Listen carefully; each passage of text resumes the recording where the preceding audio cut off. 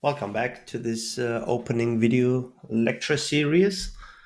Um, After you've got some exposure yourself with a tool such as ChatGPT, in this next part, I want to just very briefly run through the history of AI for you to get an understanding of what AI is.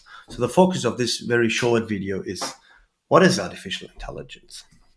Well, for that, you need to understand where it's coming from. It's coming out of basically a seminar series of computer scientists after the Second World War. It was called the Dartmouth in England, the Dartmouth series. And in 1955, McCarthy and others, they started thinking about the question, what is artificial intelligence? And they came up with a definition that basically defines AI research to this day. They defined artificial intelligence as making a machine behave in ways that would be called intelligence if a human were so behaving. Now, the artificial part of artificial AI is clear. It's a constructed man made object, but not a human being, right? It's artificial. It's not a living being. And the definition of intelligence is interesting because they define intelligence in reference to human intelligence.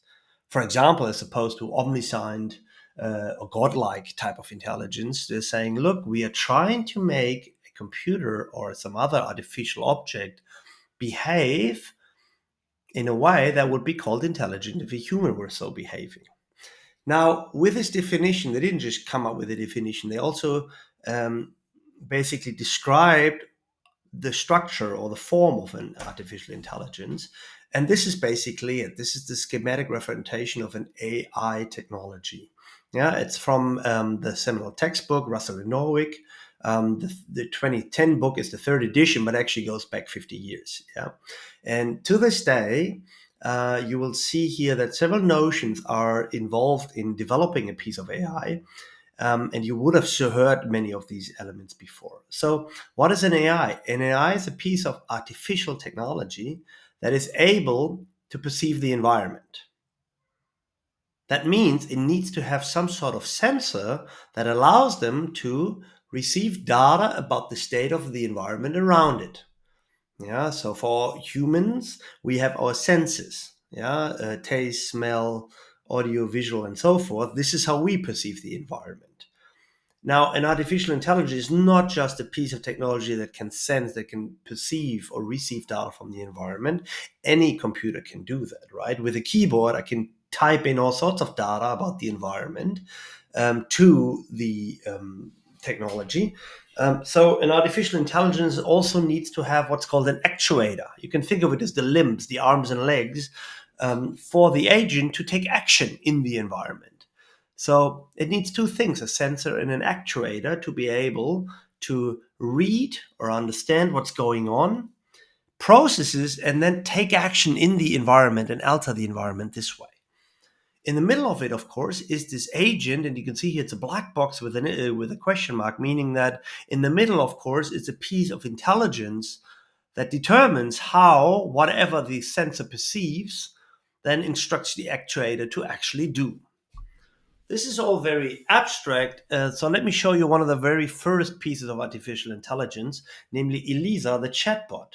Now, we've just had ChatGPT, the chatbot, and you may have come across a few other ones in your life, but Elisa was the first, and it was actually developed in 1966. So about 11 years after this initial Dartmouth workshop on artificial intelligence by a guy called Joseph Weizenbaum. Some of you may have heard that name before because it's basically the name father of a lot of computer science and science institute. For example, there's a few Weizenbaum institutes in Berlin.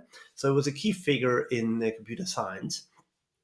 And one of the things he did is he came up with Elisa, which was the world's first chatbot.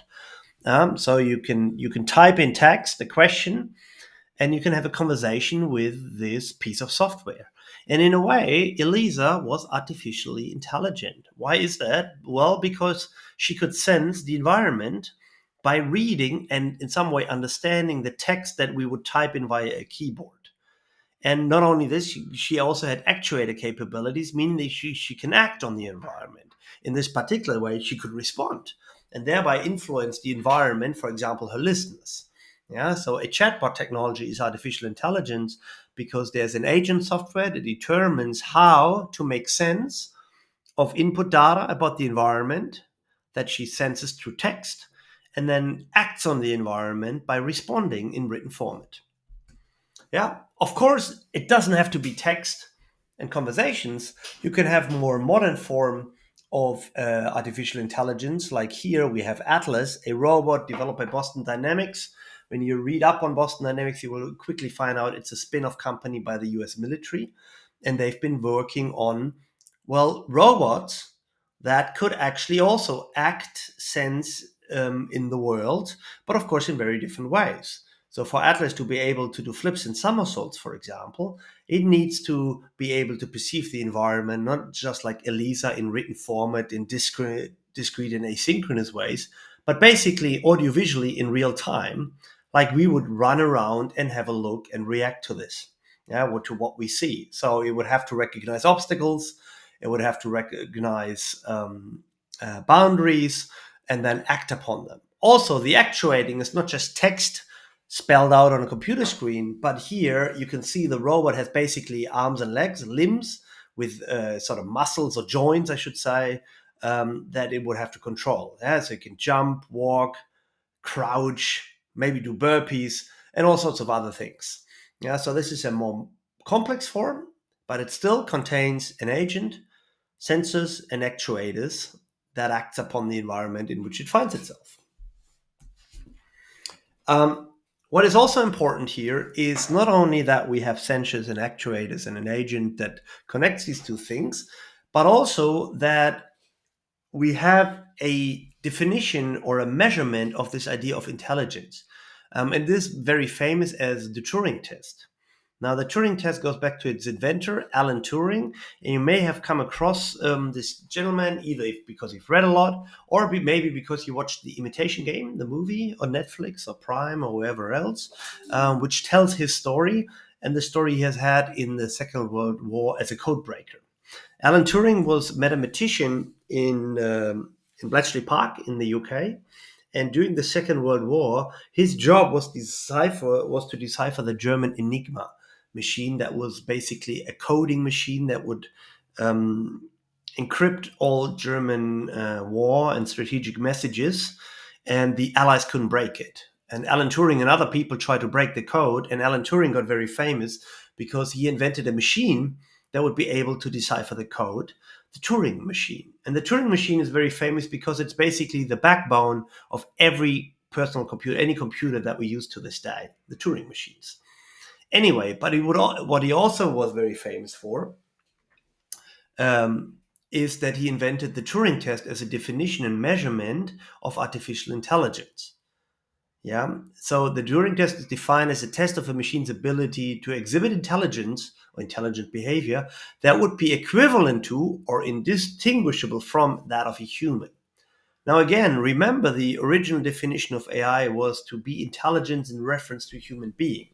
So Turing defined that a test of that intelligence would be that some sort of person that would be exposed to human and artificial intelligence wasn't able to distinguish between the two.